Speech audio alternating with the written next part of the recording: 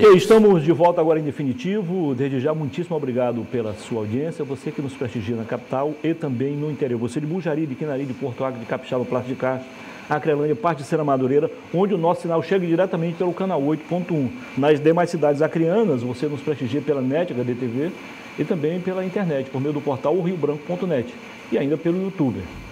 Siga-nos nas redes sociais, @oriobranco. Aí você pode me seguir também, @Muniz11. Ok? A partir de agora, então, nos próximos 60 minutos, entrevista aqui com o Dr. João Correia e boa informação com Osmir Lima e Narciso Mendes. Dr. João Correia, é sempre um prazer recebê-lo aqui no programa. Muito boa noite. Seja bem-vindo. Boa noite, Muniz. Boa noite, telespectadores. É um prazer voltar aqui sempre. Me sinto como seja a minha casa. Legal. Osmir Lima, fique à vontade para fazer a primeira pergunta para o nosso convidado especial. Não é nem pergunta. Você já disse o tema. Aí você, dentro do tema, você vai... E eu gostaria, então, de saber como é que ele faz uma avaliação desses 100 primeiros dias do governo federal. Bom, você sabe muito bem, Muniz, e o Narciso e o Osmir, que eu apoiei o Lula no segundo turno, né? No primeiro turno eu apoiei a Simone Tebet, candidata do meu partido, e no segundo turno eu apoiei o Lula. O deputado fez o L também? Porque, não, eu coloquei lá na frente do meu QG, pela democracia, 13, vote 13. Foi isso que eu coloquei lá, não coloquei o nome do Lula, mesmo porque é o seguinte, o que se colocava na eleição do Lula, do meu ponto de vista, era a questão da permanência do Brasil como um país democrático. Se, por exemplo, tivéssemos tido o azar da vitória do Bolsonaro, o Brasil estava destinado, inexoravelmente, a se tornar uma ditadura horrorosa, que desde que foi eleito, o Bolsonaro começou a golpear a democracia brasileira, desde o primeiro dia. Não foi no último dia, não foi no último ano. Então, eu acho, Osmir, que do ponto de vista da democracia, eu estou satisfeito. Por quê?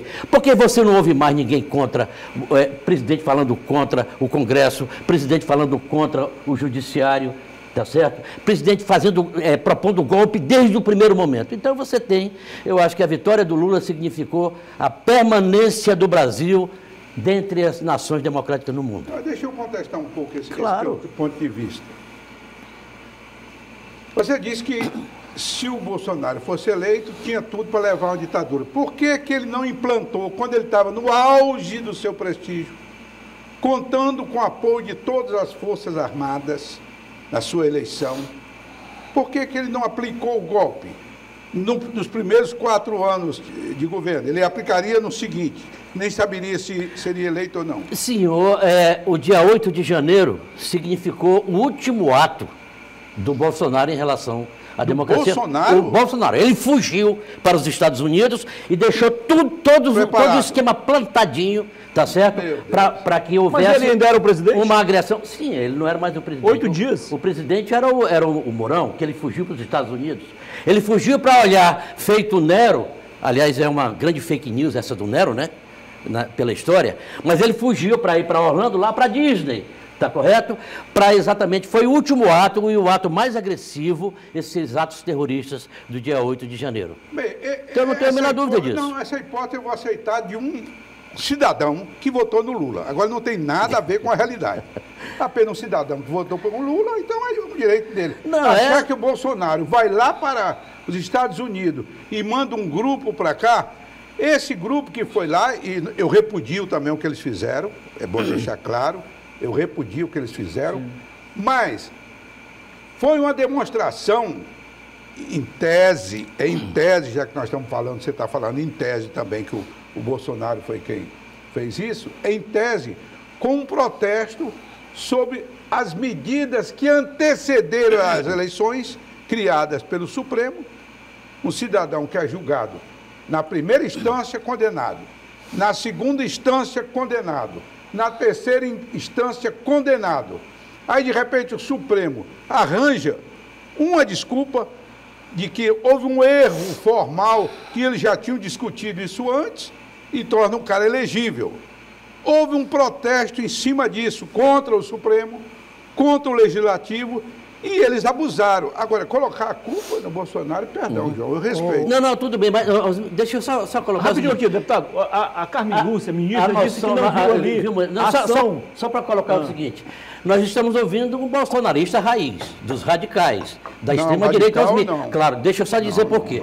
O Anderson Torres é bolsonarista radical. O Anderson Torres, que era o ministro da Justiça, ele desenhou todos os procedimentos do golpe militar. Isso foi pego pela Polícia Federal, rapaz. A gente não pode ser cego, está na nossa cara isso aí. O golpe foi todo tramado, todo urdido. Agora, é óbvio, sim. Ô, João Corrêa, a virtude está no meio. E é onde eu estou. Segundo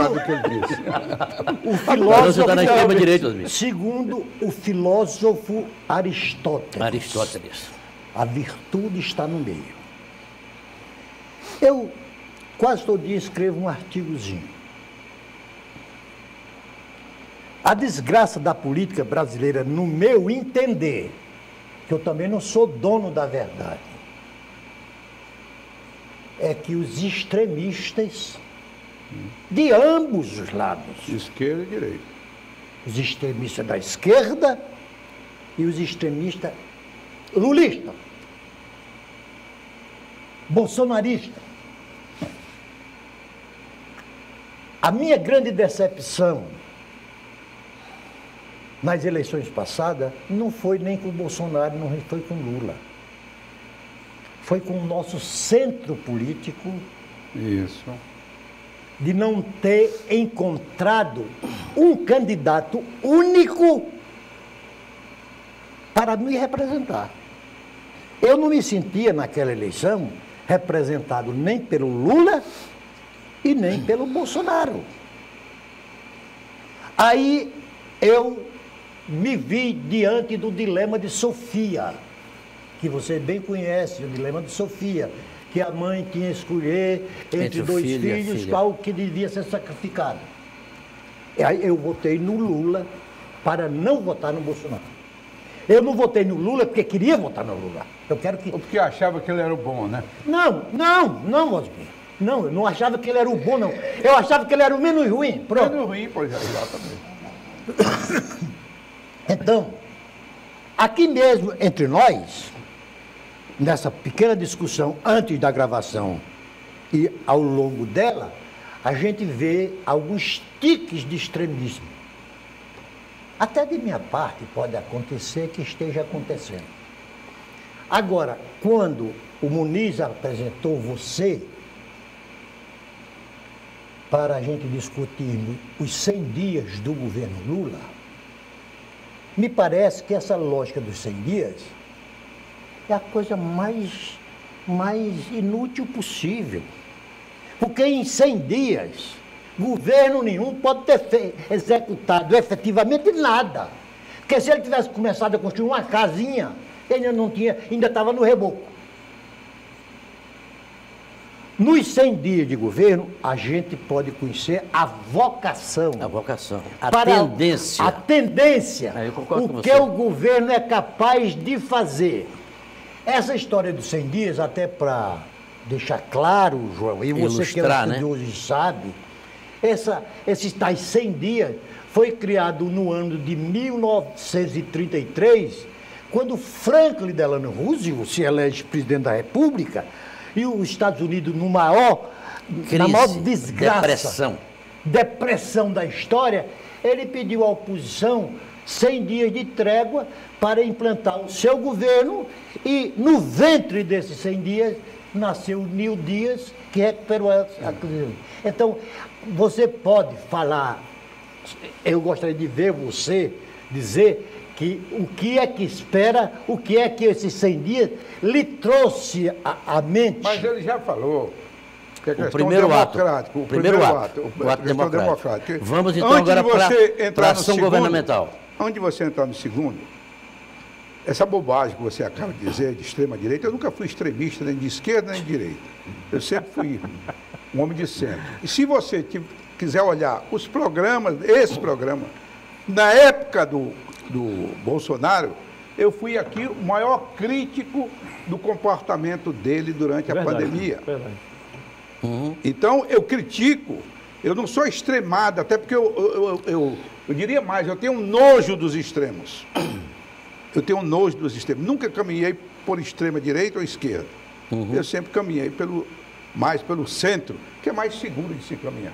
Só esse esclarecimento. Não, Osmir, essa questão é o seguinte, você não pode me dizer que isso é a fala de um lulista porque você está me agredindo. Não, tudo bem. Tá correto? Não. Aí eu estou dizendo a você que você é tão bolsonarista, extremado, tá certo, que diz uma tolice dessas, né? O fato é o seguinte, dentro da minha percepção, eu acho que o governo Lula faz uma série de elementos, cometeu já alguns erros crassos. Vamos começar por eles? Sim. O piché de ditadura, ele não condenou essa barbaridade que está aí na Nicarágua, tá certo? À luz de uma questão constitucional, que significa o seguinte: o Brasil defende a autodeterminação dos povos, ótimo, mas o Brasil não pode aceitar ditaduras passivamente, está correto? Como ele fez em relação à Nicarágua. Segundo ponto, então esse foi um erro horrível. Segundo ponto, uma das criaturas mais execráveis que eu acho que o Brasil tem, que é quem gerou essa postema do Bolsonaro, é a Lava Jato com o Moro. O Lula errou brutalmente naquela história de querer zoder com o Moro, de querer, enfim, outro erro crasso, estúpido, né? Bom, tem mais alguma coisa? Tem. Quando ele faz um debate sobre a taxa de juros, na qual ele está absolutamente correto, o Lula, inteiramente correto, esse escândalo, essa obscenidade da taxa de juros, o Lula ofende e agride lá o Roberto Campos Neto, no plano pessoal. Quer dizer, então há um toque de ressentimento no governo Lula, que não é digamos assim, o Tasso Gereissati queria que ele fosse uma espécie de Mandela. Não é Mandela. É o Lula ressentido. Esse é o lado ruim do que eu acho que aconteceu até agora. Agora, o lado bom, vários. A recuperação do Bolsa Família, vinculado, não eleitoralmente como o Bolsonaro fez, que colocou o Auxílio Brasil em R$600, tá certo? Para comprar voto da população. Não. O Bolsa Família volta numa perspectiva de vacinação e de escola, de participação na escola, de matrícula, de permanência e de vacinação. Muito bem, esse é o primeiro dado. O tal do recrudescimento do Minha Casa Minha Vida, que foi um programa importante, está aí. Acabamos de sair está saindo de uma enchente aqui em Rio Branco. Bota isso para o Brasil inteiro. Quer dizer, o Minha Casa Minha Vida, no orçamento do Guedes, tinha 38 milhões de reais para o Brasil inteiro. Ele pega e saca, hoje tem 9 bilhões e 500 milhões de reais para o Minha Casa Minha Vida. Então tem uma série de elementos em que a democracia voltou, o debate se coloca, você não vai ter ameaças de golpe durante o governo Lula, não terá, meu querido Márcio Nunes, não terá ameaça de golpes, ele vai tentar trabalhar, ele é autoritário, mas ele como um fenômeno, essa criatura chamada Lula é um fenômeno da história republicana brasileira. Como é que o sujeito, o Osmir disse que passou 3 dias estudando direito. Se ele tivesse estudado o 4º dia, ele tinha chegado na necessidade como um direito humano do juízo natural. O Lula foi condenado por um juiz que não era o juízo natural dele. O Lula foi condenado por um juiz suspeito. Tá certo? Então, a coisa mais correta que houve do Supremo foi tardiamente reconhecer que o Lula tinha sido condenado por um juiz que não era competente e que era um juiz suspeito. Aí permita tá uma ligeira parte, João. Por que só depois de 5 anos, quando ele já tinha dito, eu passei para o 4º dia, ele tem dito que a ação do advogado do Lula foi o Supremo, para dizer que aquele não era a vara correta. Sim, na inicial dele com o Moro. Sim, e o Supremo disse que sim, que era. Porque o Supremo, aí vamos lá, vamos rememorar um pouquinho, o Supremo, com essa histeria da Lava Jato, tá certo? Que destruiu as instituições no Brasil, que destruiu a indústria pesada no Brasil, que destruiu a Odebrecht e todo o setor de indústria pesada no Brasil, o Supremo ficou encurralado e fez uma besteira, que foi achar que, contrariando a Constituição, dizendo o seguinte, que você poderia ser preso em segunda instância. Foi esse o problema do Supremo. O Supremo se acovardou e fez isso. Depois, pegou um pouco de ar, aí voltou para cumprir a Constituição, que você só pode ser preso após o trânsito em julgado de sentença penal condenatória. Inciso 57, artigo 5º. Pronto, Narciso, pronto. Foi você que escreveu isso, Osmir. Não fui eu, não. Não, mas isso aí eu concordo. Você está entendendo? Eu não então, concordo o Supremo sabe, se acovardou e fez. Agora, realmente, tirou o cara, o cara da prisão, porque isso é um problema muito alimentado pelo extremismo das redes sociais. Ô, João, Lula ladrão, não sei. Ô, João, rapaz, que conversa é essa, João, rapaz? Eu não discordo daqueles que condenam o silêncio do Lula, do PT, em relação à Nicarágua, do Daniel Ortega, ditador imundo, a Venezuela, do Maduro e a Cuba do castrismo. Do castrismo. Eu não concordo. Agora, João. Você disse o quê? Que não condena? Não entendi, desculpa. Isso. Eu não condeno quem é contra esse regime. Eu não condeno. Agora, João, você sabe o que é que me preocupa? Globalmente, é a existência das ditaduras de estimação. Eu quero que esse programa se preste para apontar uma luzinha, nem que seja no final do túnel. A ditadura mais atroz do planeta, porque é ditadura política, ditadura de gênero, ditadura de religião, ditadura, é na Arábia Saudita. É um horror. É a pior ditadura do planeta, é a Arábia Saudita. E essas democracias, inclusive nós, os nossos democratas, condenam a ditadura de Cuba, que eu também condeno. Mas qual é o perigo que a ditadura de Cuba ameaça ao mundo? Eu não quero ofender o Muniz, não. Aí, todos, Estados Unidos, China agora. A China agora se envolveu em fazer a paz, amizade entre o Irã e a Arábia Saudita. E a Arábia Saudita. Quer dizer, então por que existem as ditaduras mais odiosas, mais contestáveis, e aquela que deveria ser a mais contestável do planeta é de estimação de todas as grandes potências do mundo? É por isso que eu disse que eu não quero ofender e agravar meu querido Muniz. Mas a ditadura da Arábia Saudita, ela compra, sim, a sua delicadeza com joias muito caras, dando para a primeira-dama ou para o presidente, como eles fizeram com o Bolsonaro.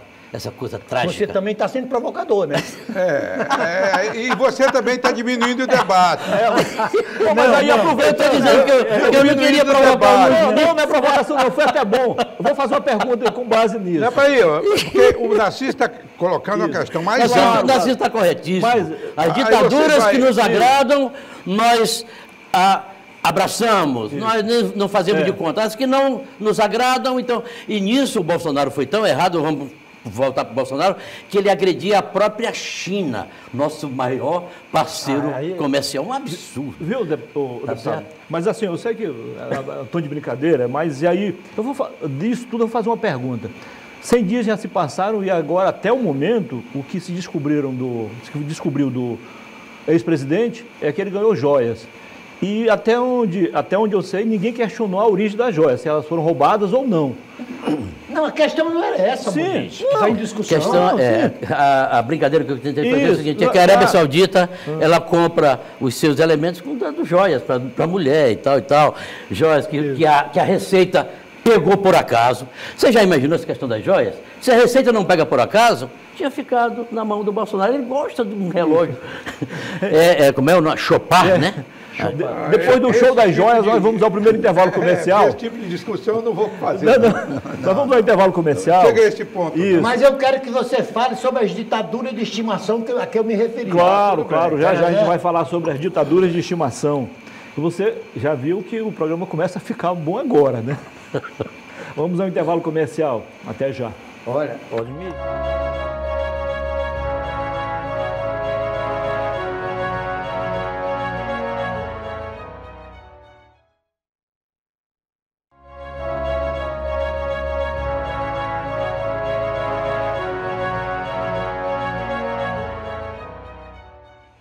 Muito bem, estamos de volta com a segunda parte do nosso programa. Se você chegou agora, estamos aqui a debater com o deputado João Corrêa, com o Narciso, com o Osmir, os primeiros 100 dias do novo governo federal. Deputado, o senhor falou agora há pouco, no início do programa, no primeiro bloco, que o principal motivo, um dos motivos, mas o principal foi a questão democrática. É isso? Vamos lá, então. O presidente vive atacando o Banco Central. Diz que só vai parar de bater quando os juros baixarem, como se fizesse isso por decreto. Ele disse que o que a Polícia Federal fez naquele caso do Moro é coisa escabrosa. Ultimamente ele disse que o parecer do Tribunal de Contas em relação ao processo que deu início à privatização da Petrobras é coisa de bandido. E vive, segundo a grande imprensa, eu não tenho provas, a fazer cooptação. Digo cooptação para não ser deselegante aqui, com congressistas, deputados e senadores para evitar a CPI que vai investigar o que aconteceu lá, a verdade verdadeira sobre 8 de janeiro. Na sua opinião, o senhor foi congressista, isso é a coisa de democrata? Não interferência de um do outro? O Lula e o PT, ataque às instituições? O Lula e o PT têm um viés, vamos usar o termo viés, extremamente equivocado do meu ponto de vista, que é o viés estatista. Então, não se iluda que vai ter alguma privatização importante no governo Lula, que não vai ter. Não, mas ele disse isso. Pior é que ele disse isso, que o Banco do Brasil era impraticável, Petrobras era impraticável, uma série de elementos. E o que eu acho mais grave foi exatamente a tentativa que foi feita de reduzir o tal do marco do saneamento básico. Isso é uma coisa relativamente grave. Isso é uma coisa ruim que o povo elegeu o Lula sabendo, ele dizendo isso. Tá? Esse é o primeiro ponto. Em relação às instituições, não, Muniz. Ele tem sido extremamente correto, cordial, e vou lhe dizer por quê. Onde é que ele foi um cara competente? O Lula foi competente. Eu acho até que a CPI, você pode ter razão, a CPI pode pegar, além dos terroristas, que estão sendo pegos pouco a pouco, pode pegar o Dino, que é o ministro da Justiça e da Segurança Pública, pode pegar porque o Dino sabia de movimentações. A comprovação trazida pelo aquele deputado Kim Kataguiri. Exatamente, um Nicei, né? E mostra que de fato ele sabia disso aí, o Dino, tá? Deu aquele show lá na CCJ porque os deputados eram muito fracos, os inquiridores eram muito fracos. Ele realmente deu um grande show. E o segundo elemento foi o Múcio, José Múcio, que pode ser pego na CPI, porque havia uma parte das Forças Armadas, especialmente do Exército, envolvidas com esses crimes de terrorismo. Havia isso, tanto é que o Alexandre de Moraes vai ouvir agora 80, a Polícia Federal, Alexandre de Moraes não, a Polícia Federal vai ouvir 80 militares que teriam participado desses atos golpistas. Então eu acho que o Brasil foi pacificado, Muniz. O Brasil acabou, por quê? Porque o presidente da República não vai fazer o ataque às instituições e não vai permitir que façam. Deixa eu só lhe explicar. O que o Lula fez? Estava fora de Brasília quando aconteceram os atos golpistas, dia 8. Ele voltou. O que ele fez? Interveio no governo do Distrito Federal, decretou uma intervenção, evitou a GLO, que colocaria esse poder nas mãos dos militares, e o que ele fez em seguida? Ele junta todos os governadores do Brasil, sem nenhuma exceção, Muniz, Sem nenhuma exceção, todos os governadores foram para Brasília, reuniu os presidentes dos poderes legislativos, Os 11 ministros do STF. os 11 ministros do STF, e foi para lá fazer a defesa do processo democrático. Então, isso é mais do que simbólico. Quer dizer, ele não pode, de forma alguma, desfazer o que fez tão corretamente no início do governo. Então, desse ponto de vista, eu acho que a democracia no Brasil vai estar preservada. Nós teremos, a mercê de todos os deuses, eleições limpas, tranquilas e serenas daqui a 4 anos. Mas você esqueceu de falar com relação à interferência. Deixa eu fazer uma pergunta aqui. Tudo bem, embora ele tenha medo também de ser descoberto, infiltrados no meio também desse grupo que estava lá. Ao PT tem esse temor também. E de repente descobre que tem gente lá da esquerda que estava no meio. Aí me desculpa, mas isso é um delírio. Não. É delirante. Não. Isso é um puro delírio. Não, eu não acho. Eu respeito sua opinião. Tudo bem, tudo bem. Tá ok. Coisa que eu não concordo de maneira nenhuma que você afirma, eu respeito você dizer. Não, tudo bem. Mas eu queria saber sobre o ponto de vista econômico. Como é que você está vendo? Há uma grande preocupação hoje dos empresários. Tem empresas indo embora, tem fábrica de automóvel fechando. Aí ele não conseguiu ainda adquirir confiabilidade. E gostaria de saber, sem nenhuma crítica, porque eu não entrei no mérito da leitura, sobre essa nova... O Haddad parece que é um cara que consegue controlar muitas bobagens que o Lula diz na área econômica. Parece um cara equilibrado. Ele apresentou ao Congresso, recentemente, digamos assim, um novo teto do gasto. Um arcabouço. Um arcabouço, um novo teto do gasto, que, em princípio, do que eu li, o pouco que li, eu achei interessante a proposta dele. E eu queria que você comentasse sobre isso como professor de economia. Olha, eu acho o seguinte, eu, pessoalmente, acho que se o governo Lula seguisse o que o governo anterior não seguiu, que é a questão do teto de gastos, ele faria uma ótima gestão. Teto de gastos que o Meirelles inventou lá com o Temer e que tirou o Brasil daquele buraco deixado pela Dilma e que o Meirelles, o Temer entregou ao Bolsonaro uma taxa de juros de 6,5%, o Brasil crescendo 1, alguma coisa. É claro que veio a pandemia, uma série de elementos, que a gente não vai também omitir sobre isso. A proposta, então, o Lula negou, logo de início, na campanha, que não queria o teto de gastos. Acho um erro, mas tudo muito bem. A proposta que o Haddad trouxe, Osmir, tá certo? Não é que o Haddad controla as besteiras que o Lula diz, não. Porque o Lula é incontrolável para dizer besteira, tá certo? Concordo. Ele é inteiramente incontrolável para dizer besteira. Mas o que Haddad... E nesse particular se assemelha muito ao Bolsonaro. O que o Haddad trouxe foi o seguinte, foi uma proposta liberal. Uma proposta liberal. Todo mundo estava esperando que ele viesse fazer o confisco. O que nos surpreendeu. Nos surpreendeu por quê? Porque aí sim ele venceu a guerra interna com o lado mais extremista do PT, PSOL, não sei o quê. Então, mercê dos deuses, o Haddad veio com esse poder e fez uma proposta que eu acho que tem consistência do ponto de vista macroeconômico. É claro que vai ter uns ajustes, porque o Congresso não vai aceitar isso como foi. Mas, no entanto, eu acho que é uma proposta que tem consistência, que surpreendeu ao mercado, que surpreendeu a todo mundo. Por quê? Porque é alguma coisa, e esse Haddad, se ele conseguir isso, para o Brasil crescer, Osmir, só está faltando uma coisa, porque o Lula disse que recebeu uma herança maldita do FHC e que recebeu uma herança maldita do... Isso é discurso velho. De uma certa maneira, o que eu vou colocar aqui é uma provocação, teórica, obviamente, mas o Brasil, para ter um crescimento de 2, 3, 4, 5%, basta que você ajuste essa escandalosa taxa de juros para a inflação e mais 2, 3%.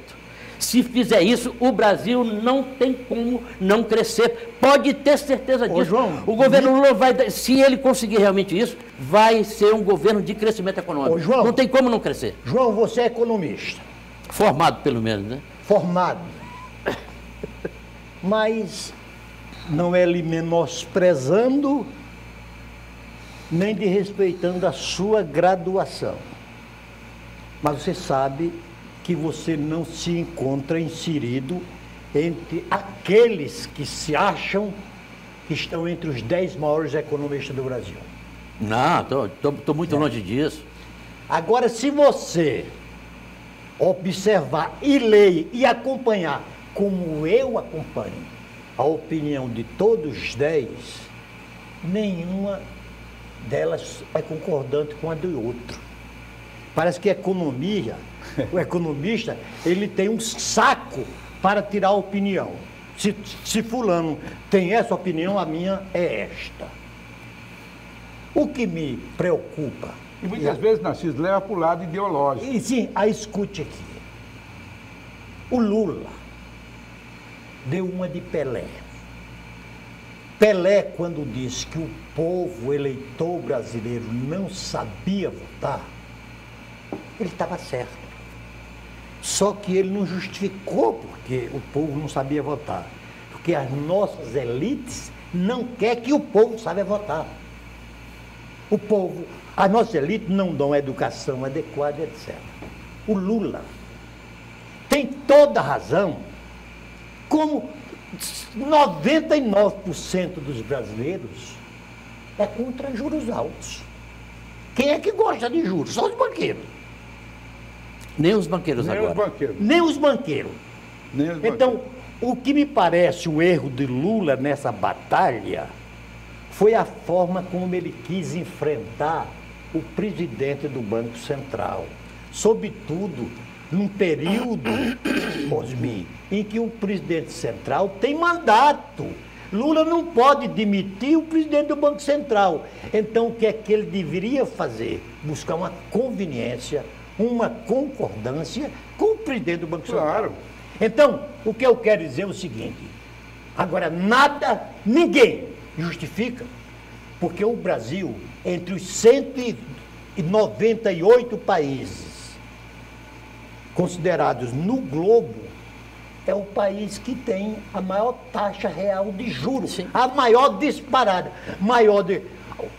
O México, que é o segundo, está pela metade da nossa. Para você ter uma ideia, todos os países da Europa, inclusive os Estados Unidos, estão praticando uma taxa de juros negativa. Mas, João, eu acredito muito, primeiro que juro, aqui foi dito aqui, você há de concordar, juro não se baixa por decreto, né? Decreto. É mercado. Eu tenho certeza que à medida em que o projeto ou o plano do ministro Haddad levar a economia para um equilíbrio, obrigatoriamente, à medida que estiver estabilizada a economia, o Banco Central necessariamente vai ter que baixar o juros. Pois é, Osmi, isso é um desejo, né? Ou essa seria uma expectativa sensata. Isso. Mas veja só, em relação ao que o Narciso levantou inicialmente. Por exemplo, a taxa de juros no Brasil, eu vou levantar aqui uma tese, jogando água no seu moinho. Ela ferrou, o Roberto Campos ferrou com o Bolsonaro na eleição, do meu ponto de vista. Não existe nenhum elemento em teoria econômica que justifique uma taxa de juros de 13,75%. Zero. Porque a taxa de juros esse é um assunto meio delicado, meio árido para o telespectador entender. Mas a taxa de juros, ela significa o quê? O preço do dinheiro. O preço do dinheiro é a taxa de juros. Então, hoje o crédito no Brasil sumiu, na agropecuária, na indústria, em tudo quanto é lugar. O Brasil, a tese deles, a tese do Banco Central, sob o comando do Roberto Campos Neto, é de que a inflação é uma inflação de demanda e não é. Não é de demanda. A inflação seguramente não é uma inflação de demanda. É uma inflação que está provada dentre esses 10 economistas. Eu suspeito que esteja lá o André Lara Rezende. Esse, para mim, é o cara da atualidade. O André Lara Rezende é o cara da atualidade. Ouvi uma entrevista de 1h30. Brilhante, extremamente brilhante e correto. Significa o quê? A zona do euro, toda a zona do mercado comum europeu está com juros negativos, reais. Os Estados Unidos estão com juro negativo real. O Japão está com juro negativo real. Ou seja, por que é que o Brasil tem que ser o campeão no mundo de taxa de juros que mata emprego? Porque o Banco Central, pela lei, que foi colocada Não é só de para autonomia, combater a não inflação. mexe só com a política monetária, não. Ele vai mexer com o nível de emprego, sim, e ele vai mexer com os mecanismos de distribuição do crédito, do crédito pela sociedade. Então o Roberto Campos Neto já deu 2 mancadas graves. A primeira mancada grave foi durante a pandemia, ele ter colocado juros de 2%. Lembra que ele colocou juros de 2% por vários meses seguidos? De março a maio de 2001. Ou seja, exatamente. Então, o que significa isso, Osmir? Você que é um banqueiro, né? A taxa de juros real no Brasil, quando ele colocou de 2%, era negativa. Por quê? Porque o que importa é o juro real e não o juro nominal. Era negativo. O que aconteceu? As pessoas que tinham ou o capital estrangeiro que vinha atrás da dívida pública, ou os nossos locais que pegavam empréstimos lá e trazendo para a dívida pública, esses capitais todos sumiram. E para eles sumirem, ele tem que transformar o real em dólar. Então você teve o crescimento da taxa de câmbio brutalmente, que foi importantíssima para a inflação. Então o Roberto Campos Neto criou a inflação no Brasil por um equívoco digamos assim, da política de juros, e aí depois fez o inverso. Foi para o 80%. Eu até escrevi sobre isso. Foi lá para o 80%.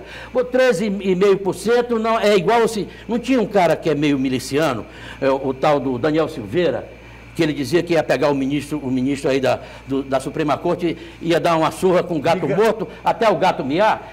Não adianta, se o Roberto Campos mantiver essa taxa de juros, então, nesse sentido, o Brasil vai entrar em recessão, não tem alternativa. O Brasil vai ficar no zero, você está entendendo? Então, aí, eu acho que o Lula fez o correto, por quê? Eu vou peitar essa taxa de juros. Isso matou o Bolsonaro. Só para concluir nessa parte aí, por que matou o Bolsonaro? Porque se o Roberto Campos segue a linha do seu antecessor, o Ilan Goldfage, aquele palavrão lá, tá certo? Que entregou uma taxa de 6,5%, não tem a menor dúvida que durante a campanha eleitoral do ano passado, a economia estaria 2, 3, 4% de crescimento. Então, ele acabou, foi derrotando o Bolsonaro. Não, só um minutinho, até para você respirar. Primeiro, que nós tivemos taxas maiores, de 3,75%. Chegou a 17,5%. Não, chegou a 40%. Eu digo na história não, mas mesmo no tempo da Dilma era menor a taxa real. Porque o juro a gente tem que falar em taxa real, não em taxa nominal. João, não adianta a gente discutir academicamente sobre taxa de juros que nós estamos falando para um telespectador que não... Porque falar em 13% de taxa de juros ao ano, o telespectador, o pequeno empresário, disse isso na taxa de juros. Estou falando é a taxa praticada pelos bancos. Isso. A taxa praticada mais cruel pelos ainda. bancos é uma vergonha. Isso eu concordo. Mas ela se refere à taxa básica. Sim, mas tem outros componentes. Sim, mas esse é o básico. Sim, tem outros, sim, do spread. Série de outros aí do spread, correto? Uma série de outros componentes. Basta dizer para você que agora, quando tentaram forçar na barra, no decreto, a taxa de juros para o consignado, que baixaram para 1,70 para o consignado, foi o que os bancos fizeram, inclusive os bancos públicos. Sim, seguiram o... Não, disseram, não vamos emprestar. Dificultaram, começaram a dificultar. Não vamos emprestar, porque não cobre os custos. Não cobre os custos. São vários elementos aí. Aí é um debate mais complexo. É um debate complexo aqui, para a formação da taxa de juros, agora, que vai para você que está nos assistindo. Que aí vem inadimplência, uma série de elementos. Agora, olha só, o mais grave. A pesquisa agora que avaliou o governo, ele avaliou outros itens também, só 7% da população se preocupa com a nossa economia. Está nem aí. Isso é muito preocupante. Agora pega na carona do doutor Narciso... Isso é um pouco de ignorância também. Mas não deixa de ser. Pega na carona do doutor Narciso, que cada um tem a sua opinião. Eu queria a sua opinião agora como economista. O que fazer nesse momento para derrubar essa inflação? Na sua opinião. A inflação ou o juro? Juros. Porque a inflação está tolerável. Claro, juros. A inflação está em 5,7%. É aquela história, ele vai bater com um gato morto, não vai miar. Se ele mantiver essa taxa de juros, a única coisa que ele vai fazer é diminuir o nível de emprego, reduzir a massa salarial, uma série de elementos. A taxa de juros é uma coisa muito simples. O Brasil pode ter uma taxa de juros, tá certo, de 8%. 8% sem nenhum problema para o financiamento da dívida pública. Ora, o Roberto Campos Neto vai baixar de 13,75 para 8? Não, isso seria uma estupidez. Isso a Dilma tentou fazer com o Tombini e ver no que deu, tá certo? Não, ele só vai fazer o chamado viés. Se na última reunião do Copom ou na próxima ele reduz de 13,75 para 13,5, o mercado, os agentes econômicos já vão pensar, opa, nós temos uma sinalização, nós temos um chamado que eles chamam de viés. É só isso aí. Aí depois na outra reunião do Copom ele baixa mais meio. Aí você chega paulatinamente até a taxa de juros ideal. Tá certo? João, isso está na mão dele. Isso aí eu concordo. A taxa de juros tem que baixar na mesma gradação que subiu, de 2 para 13,75. Perfeitamente. Nós vamos a mais um intervalo comercial. Até já.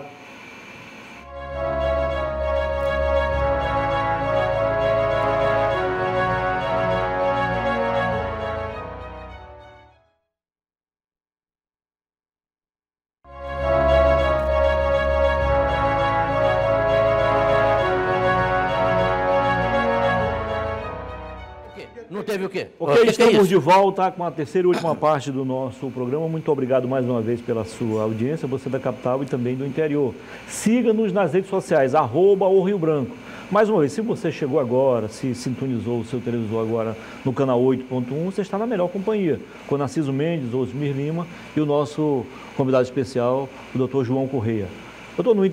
Osmir, levantou a mão primeiro, então pode. Nós estamos levantando muitas polêmicas a nível nacional, Bolsonaro, Lula. Tudo bem, vamos deixar que o tempo se encarregue de dizer quem tem razão. Uma boa ideia. O tempo é senhor de tudo. Eu quero voltar aqui para a paróquia. Esse programa aqui é feito mais para os acrianos. Trazer o debate para cá. O MDB, do qual você faz parte, e do qual eu já fiz parte, não elegeu nenhum deputado federal, nenhum senador e apenas 2 ou 3 deputados estaduais. 3 deputados estaduais. Que foi, talvez, um dos seus maiores declínios eleitorais. Como é que o PMDB está pensando, o que é que o PMDB pensa aqui no Acre para o seu futuro? Bom, eu vou aproveitar para me desculpar com o glorioso Antônio Muniz. Foi em tom de brincadeira. Sobre a questão. Sobre a questão, quando você me fez essa pergunta, na última vez que eu estive aqui, o Osmir está reproduzindo de uma certa maneira essa pergunta. Só para esclarecer, Tanísio Sá, Antônia Sara já existia, né? Há 4, 5 mandatos. E Emerson Jarúdio. Os dois novos. Porque você me fez essa pergunta e eu. Fui mais no plano federal também. Eu não entendi direito, mas no plano federal mesmo. O Osmir, que foi do MDB, foi do MDB mesmo, né? O Osmir sabe que desde Oscar Passos, que em 1966 foi o presidente nacional do MDB. E aí ele era senador pelo Acre. Desde Oscar Passos até hoje, é a primeira vez que o MDB não tem uma representação nacional exatamente agora. Isso é lógico, não adianta a gente varrer para debaixo do tapete. Isso foi um revés, foi uma derrota política, né? Agora, o que eu queria dizer a você me perguntava, de dentro do MDB saíram 3 deputados federais. Roberto Duarte, Meire Serafim, lá em Sena, e o Barbari, e se eu pegar 5 anos, Socorro Neves também. Fez história lá. Então o MDB, digamos assim, do MDB saíram estes. Ora, o MDB, Osmir, faz o seguinte. Primeiro, a primeira coisa que tem que fazer, nós não nos saímos bem. Qual é o nosso patrimônio? Continuamos a ter, julgamos, imaginamos que continuamos a ter o patrimônio de ter sido um partido democrático, etc. E nós entendemos, pelo menos eu entendo o seguinte, que a conjuntura que fez com que nós trocássemos todos os parlamentares federais, todos, né? Todos. Não teve um que tenha sido... Pela primeira vez na história. Pela primeira vez na história. Essa conjuntura pode não ser permanente. Acho que não será permanente. Não, eu acredito também que não. Tá certo? Ela não será permanente.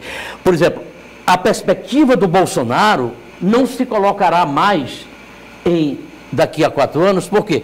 Porque provavelmente o Bolsonaro vai ser substituído por um nome mais afeito à política, menos louco, menos teratológico. Por exemplo, um cara feito o Tarcísio, ou lá o governador, o governador de Minas Gerais. Então eu acho que a tendência desse São Paulo, né? São Paulo e o Zema de Minas, que seria um outro nome. Então o MDB compreende o seguinte, que vamos trabalhar, os nossos diretórios municipais, tudo já estão sendo trabalhados, e nós vamos conversar com aliados potenciais, já começamos a fazer isso. O que significa dizer que nós vamos tentar voltar para a cena nacional daqui a 4 anos. Aproveitar o teu gancho. O MDB, PMDB, agora MDB de novo. MDB de novo, nunca apoiou como partido o PT. Na minha candidatura a governo em 90, o partido abriu, uns foram apoiar o Edmundo Pinto, outros foram apoiar o Jorge Viana, mas o partido não. Uhum. Eu pergunto o seguinte, há possibilidade do PMDB se aliar, inclusive com o PT? Osmir, quem vai dizer isso é a política. Eu acho que não. Na minha avaliação, isso não vai acontecer. Por exemplo, o MDB continua sem apoiar, não apoiou o governo Lula. A direção nacional liberou para... Há um campo do MDB local. Tu sabe que nós estamos falando de cada 4 telespectadores, 3 são bolsonaristas. Estão no campo de vocês, entendeu? Então, a audiência está muito no campo do Márcio Só para corrigir uma injustiça aqui, porque no passado recente isso foi taxado de defender a aliança com o PT, e não foi bem assim. O senhor disse, nós queremos apoio de todo mundo, inclusive do PT. Receber apoio é diferente de oferecer apoio, né? E além do mais, tem o seguinte, o que é o PT? O PT é um partido que tem raízes nesse Estado, que tem peso nesse Estado, e o PT é um partido que tem um presidente da República que pode se haver bem nesse mandato. Você vai dizer que o PT é uma mosca morta? Não é. É um equívoco quem pensar assim, tá certo? Então eu acho que para o MDB nós estamos observando a conjuntura, não vamos contra a corrente, mas vamos discutir com todo mundo. E o PT hoje é um partido aqui no Acre, é um partido de oposição. Teoricamente ele é um partido de oposição, tá certo? Quer dizer, cabe ao MDB essa compreensão, a lucidez de fazer essa leitura. E acho que a gente vai fazer.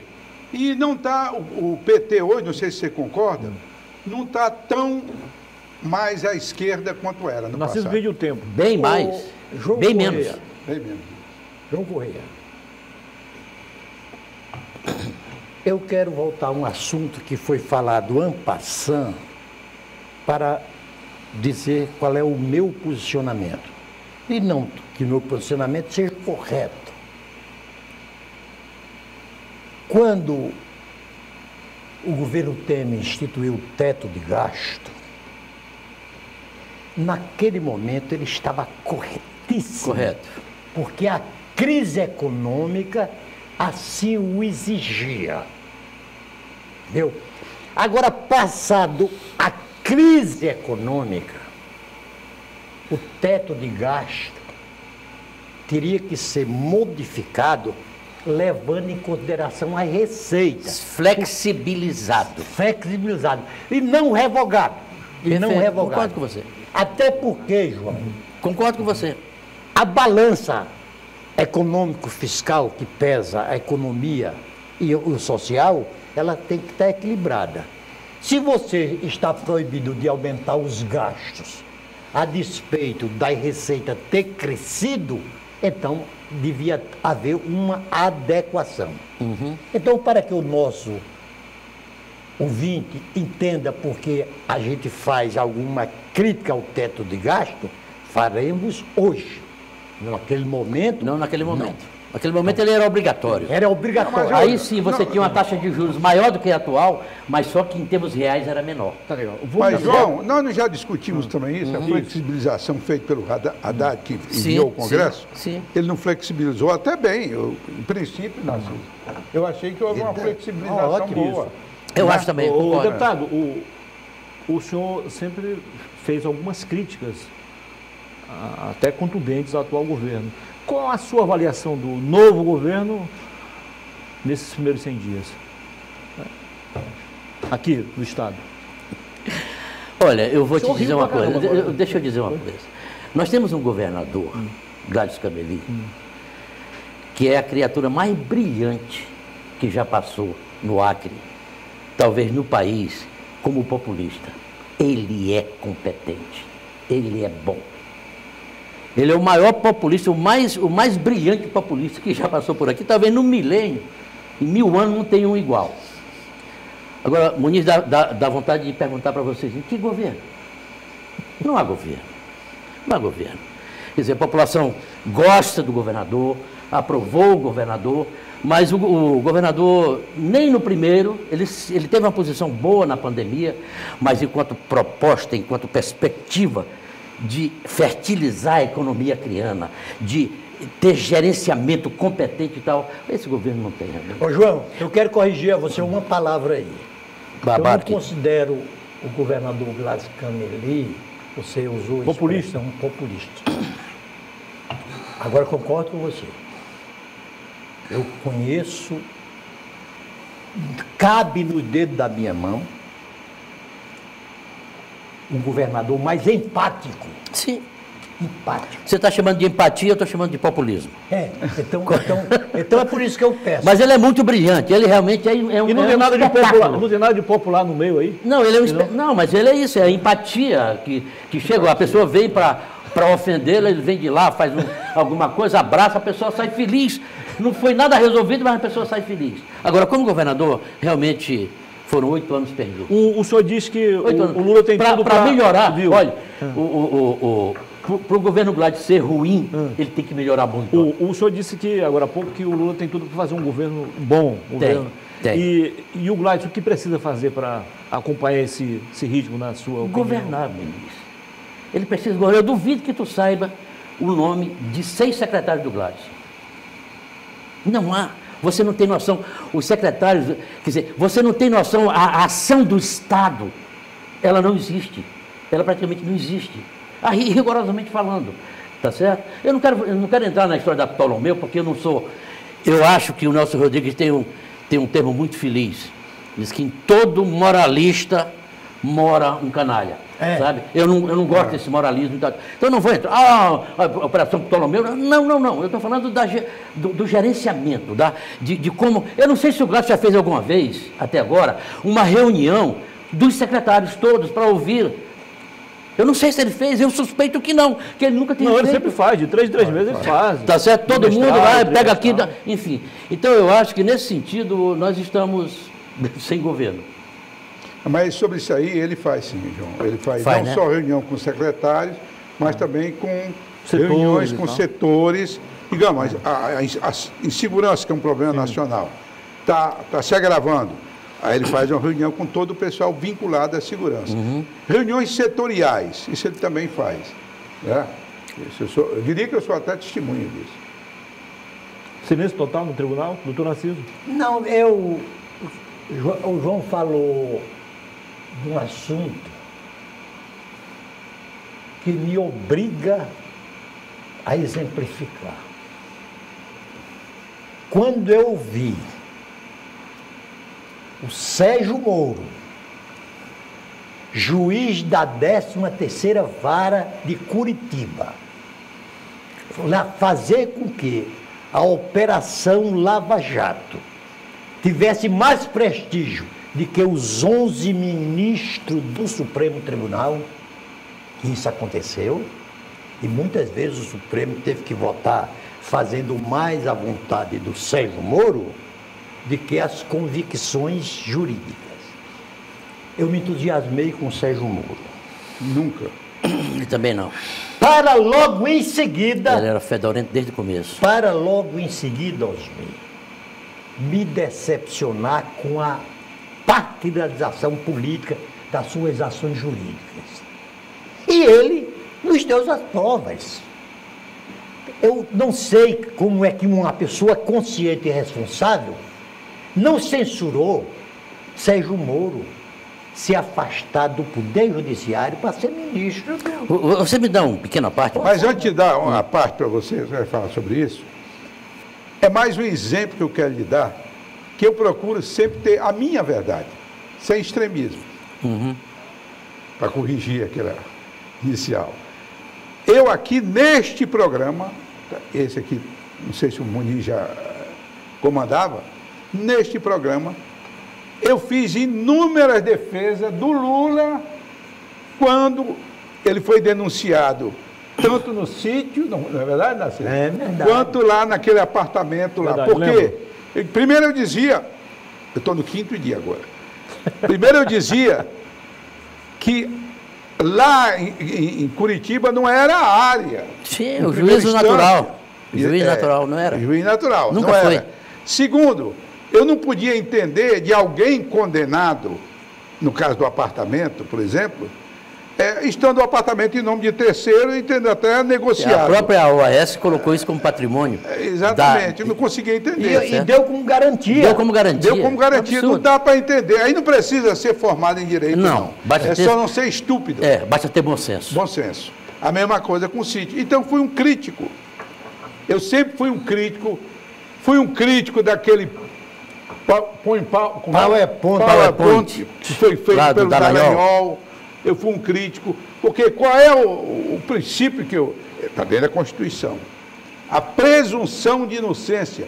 Ninguém pode jogar o nome de outra pessoa na lama sem haver uma investigação. Sem haver prova.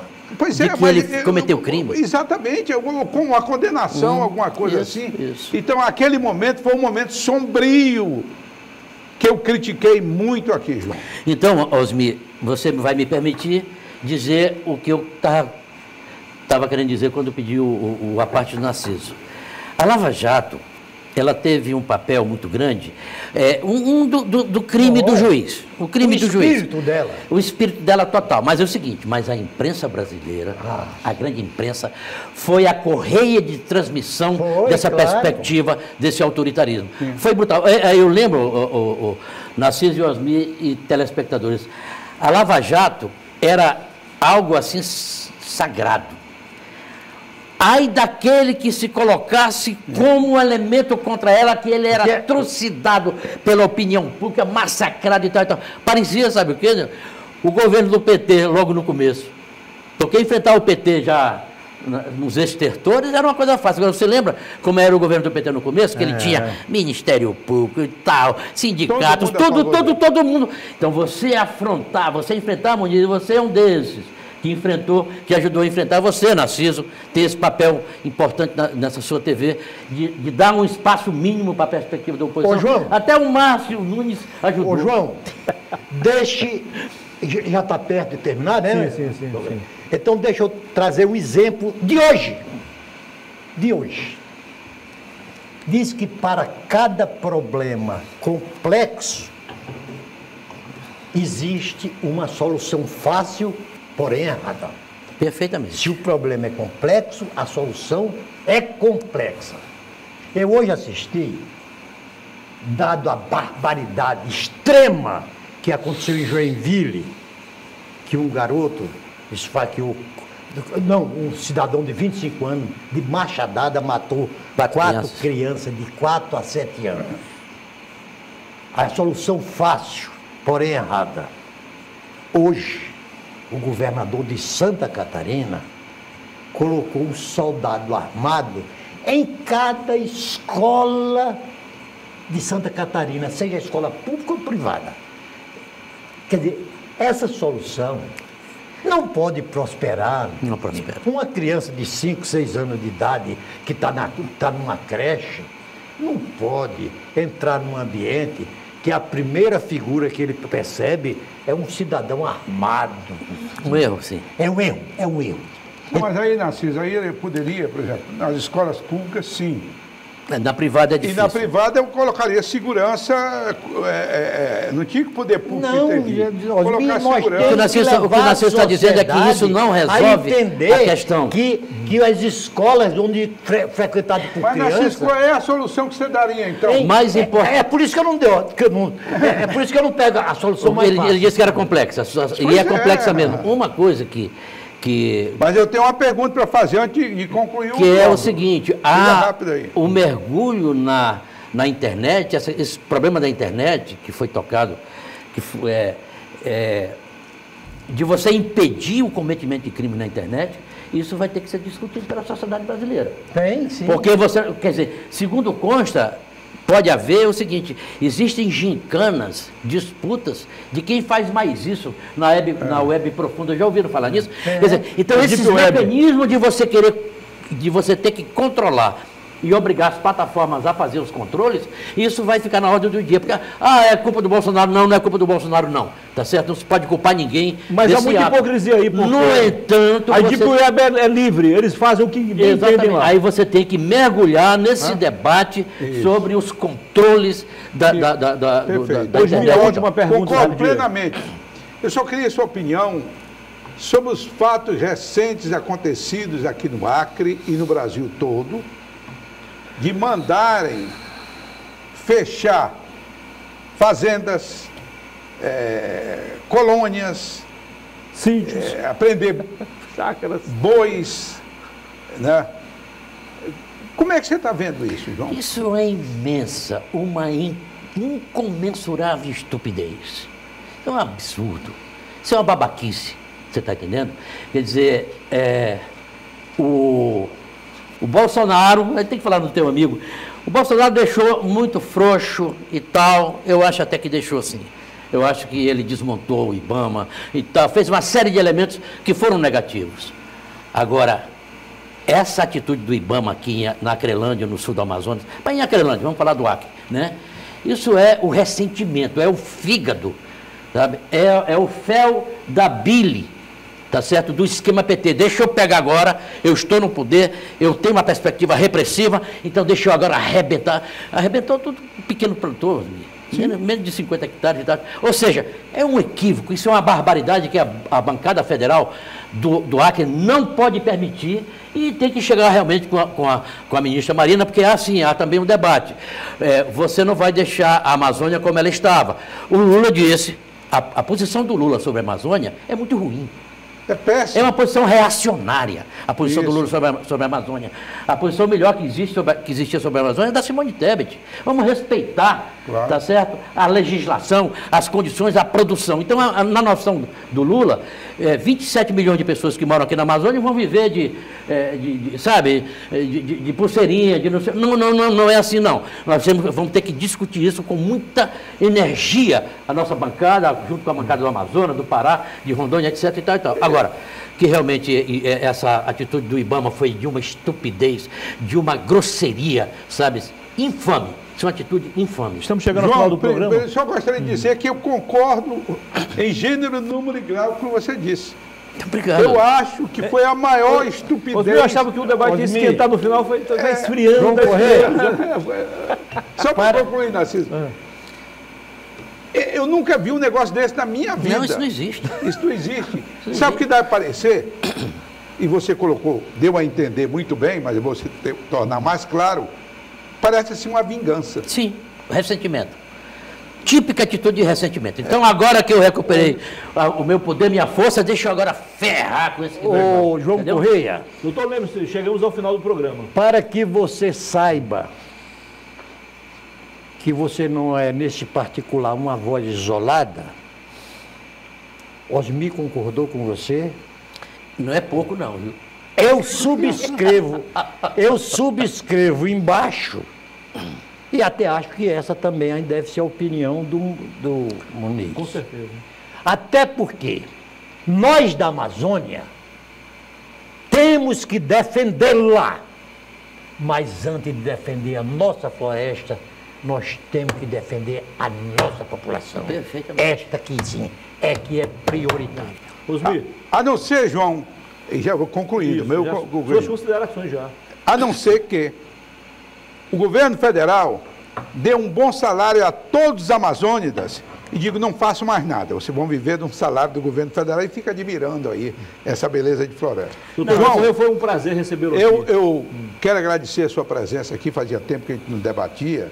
Pois é, rapaz, estão me deixando... Nós não temos tão, assim, ponto de vista divergente, não. Mas... Já fomos mais convergentes. Já fomos mais convergentes, isso que eu ia dizer. Já fomos mais convergentes. Hoje, e acredite, eu não sou de extremo, nunca fui. Você me conhece de muitos anos. Você sabe que eu nunca caminhei com a extrema esquerda, que nós tínhamos no MDB.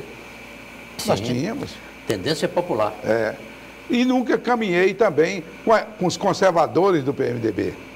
Agora sabe diga que nós que tínhamos você... o Rui, nós tínhamos o Fleming. Mas eles eram democratas. Sim, acima de tudo, Agora, democrata, Osmir, sim. vírgula.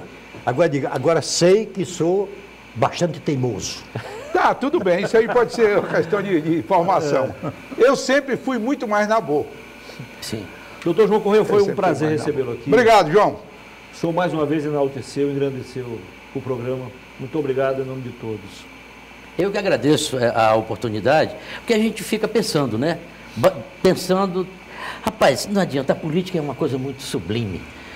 Então, nós precisamos colocar as nossas... Eu acho que hoje, nós que já somos cabeças brancas, nós temos que tentar discutir, fertilizar essa juventude que está aí, viu, Narciso?